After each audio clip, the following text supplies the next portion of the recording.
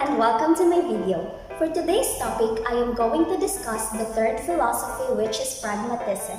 So sit back, relax, and enjoy.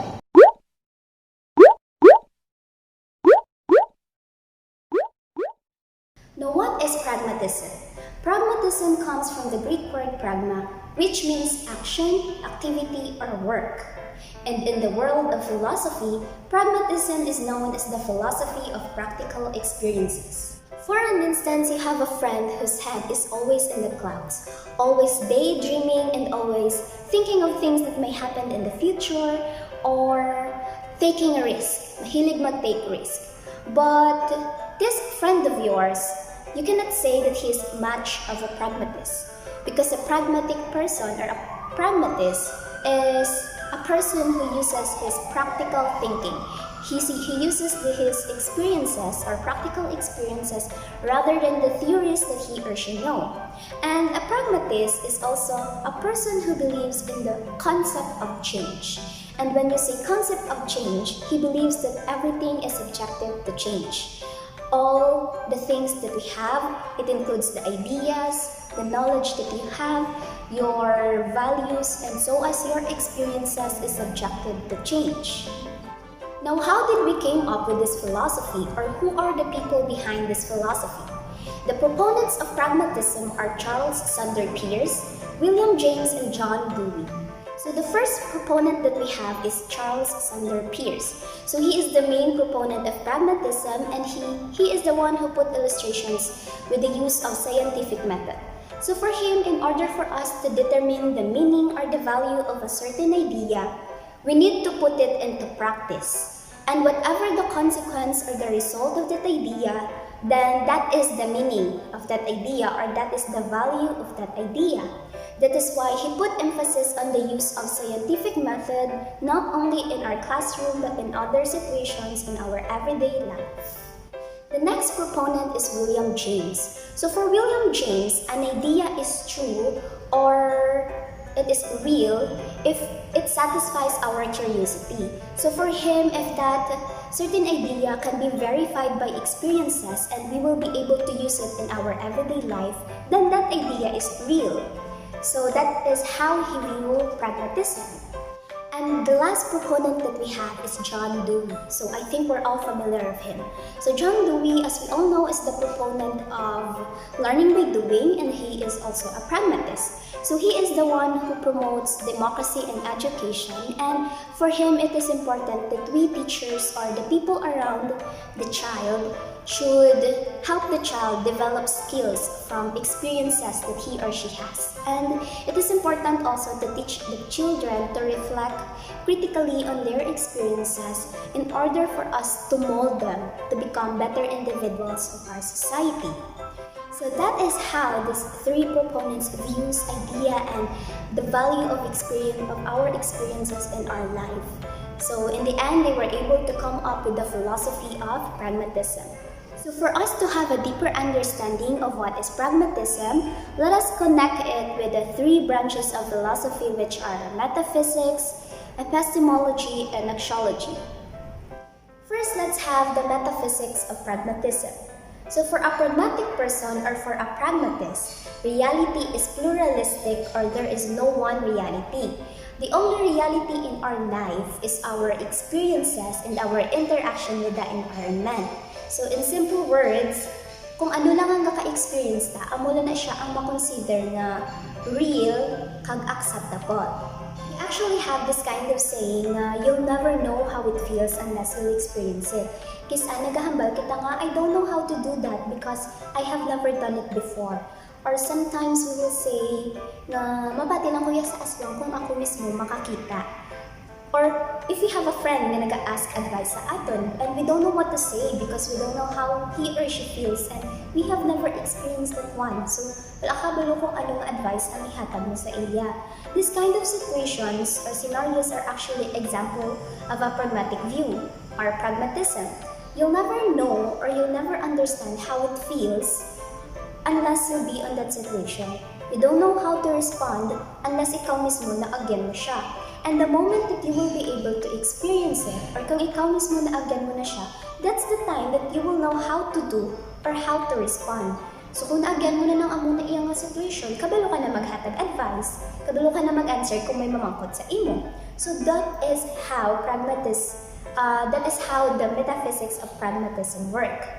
But we have to take note that for pragmatism, or for a pragmatic person, our experiences also undergo change. So for example, you're a person who likes to eat ice cream, and today nagkaon ka bi ice cream. But when you ate that ice cream, nagsakit ang imo nga unto. So that's a new experience for you, nga kung magkaon ko gali ice cream, masakit ang imo nga unto. But because you really love ice cream, on the next week, nagbakal ka again ice cream. And when you ate that ice cream, wala iya nagsakit ang imo nga unto. So that's another experience for you. Sa previous mga experience, nagsakit unto mo sa pagkaon mo ka ice cream, but now naglain ang imo experience, wala na nagsakit imo unto pagkaon mo. So combining those two experiences, the negative and the positive one, you can come up with an idea that when you eat an ice cream, pwede magsakit unto mo, pwede man hindi. And that kind of idea is a new knowledge for you, and hindi na siya halin lang sa libro or hindi na naanatunan mo sa iba. You have learned it because of your experiences. So that is how the metaphysics of pragmatism work. Next is the epistemology of pragmatism. So in pragmatism, it is believed that our knowledge came from our own experiences, our own true experiences. It means these are the knowledge na hindi halin sa libro or halin sa mga experiences na share sa other people, even our parents or friends. These are our own personal experiences. And another thing, in pragmatism, they give regards to the concept of change. So for them, everything is subjective to change. Ang things, people, or our values in life, even our own experiences changes. And for them, our knowledge and ideas are also subjective to change. These two things also undergo change. That is why truth must also change accordingly. For example, imagine that you are teaching the 21st century learners. Ang imo mga students are 21st century learners. And ang mga strategies and methods na gamiton mo in teaching them are the strategies and methods that your teacher uses before. Example, way back 1987, the things and the knowledge that he or she teaches you are the things and knowledge man na i-teach mo sa inyo ng mga bata. So, although those things are useful and somehow effective, you have to consider the change of time. And for pragmatism, it would be a disadvantage for your student because the things that are effective for you before may not be the things that are effective for them right now. The knowledge that you have learned before may not be the knowledge that we need right now, or they may not be useful anymore because everything changes na. Damo na knowledge and inputs na nagdugang sa aton nga curriculum or sa aton nga education system.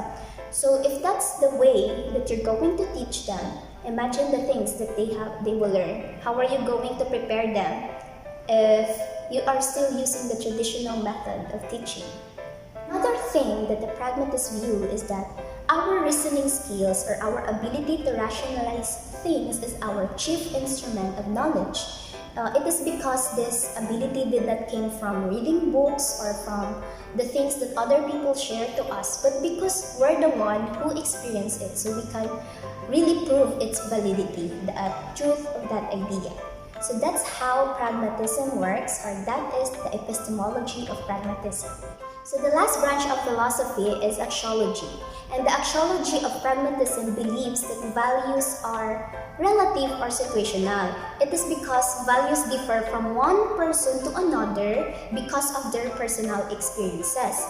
Although sometimes we can say that we know how they feel or how to be in that situation because we have experienced it. You need to remember that we have different emotions, different mindset, and how you view or how you approach that kind of experience may be different from how I view and how I approach it. So this is where we can put the inputs of individual differences. Now let's take for example sa isa ka classroom or sa class that you have right now. You have different kind of students, 34 different kind of students. So imagine that they came from different family backgrounds, different environment, And they also have their own different personal experiences na give man factors to develop their values. And if you're going to make a certain values that should be learned by all of them, you need to make it something, you need to make sure na ina nga values is applicable to all of them. It's because they have already set na their own values. And you need to be more democratic for the values that you're going to give to them, or else it will be a disadvantage to someone na hindi applicable ang inang value. That is why in Pragmatism, John Dewey gave emphasis on the democratic education. It's because we all have different experiences and we have different values or views in life. And also in Pragmatism, there is no standard or fixed value to be learned by all, because the values that you have can be gained through your own personal experiences. Man is the one that creates his own values by modifying his environment. You will be also the one to determine either your consequences will be good or bad. And if the consequence of your action is good, then that is the time that you can prove that the values that you have or that action that you're doing is acceptable and good for the society. So that is how pragmatists view values in their life. But we also have to remember that the pragmatists give a high regard to the concept of change. So these values are also subjected to change. Like for example, the values that are not acceptable before might be acceptable na sa ating time frame. And the values that are acceptable before may not be acceptable na sa ating generation. So these values also undergoes changes or is also subjected to change. That is the view of philosophy of pragmatism in relation to the three branches of philosophy. But for an additional information or for an additional learnings on this video, let's relate or let's see the view of pragmatism when it comes to our education. So for pragmatism, education should give emphasis or focus on developing the experiences and giving the learners practical skills that they will be able to use in their everyday life and for them to have a good life. And this is actually present now in our current education. We have vocational courses, wherein they can learn different skills, and also in our classrooms, we are applying scientific methods, role-playing, wherein they involve themselves, and also the integration of technology. So these are examples of pragmatism, or these are the evidences of pragmatism in our current life. For us teachers, we should be the one to give opportunities for our learners to have these practical experiences and have these practical skills. We should not only teach book context ideas, but we should also let them think out of the box through application. And it's like saying, let them be the scientists of their own life.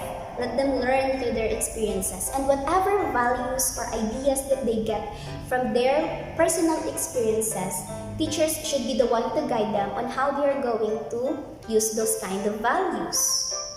For a pragmatic person, experience is the best teacher, and education should not only be about retelling ideas and concepts, but it should be an active and continuous process. So when our learners involve themselves in this experiential learning, they develop this personal investment in the process.